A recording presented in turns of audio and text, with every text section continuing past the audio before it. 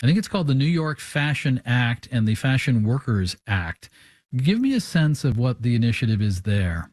Basically, New York has this unique carve out where modeling agencies don't have to operate in the same way that any other employer does in New York. The Model Alliance, which is an advocacy group, has fought for this legislation called the Fashion Workers Act that they were able to get through the Senate last year in New York, but it never got voted on in the Assembly, even though it has bipartisan support.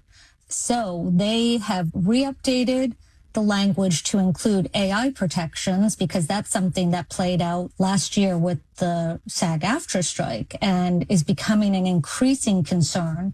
So they got in this new language and they're ready to reintroduce it. Now, let's stay on the potential and challenges of artificial intelligence for people working in the modeling industry. You've talked to people who remember that their agencies have electronically scanned their bodies. For what purpose, do you think? No one knows. No one can really articulate what is being done with these scans, but it's alarming. We're already seeing the use of AI models.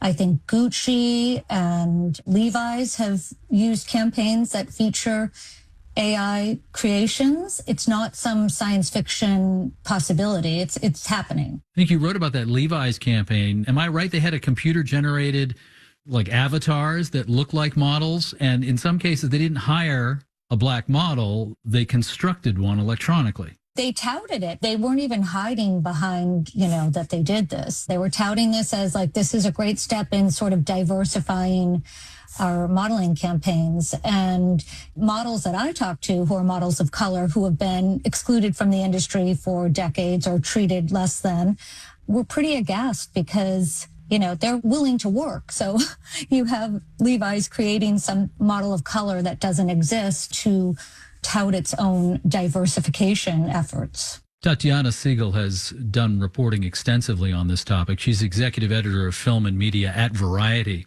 Ms. Siegel, thank you very much. Thank you again. We have more on New York legislation to beef up protections against discrimination and harassment of models and creatives. Marketplace.org/econ extra credit, where you can also sign up for the free weekly newsletter full of econ and money lessons from our movie watching.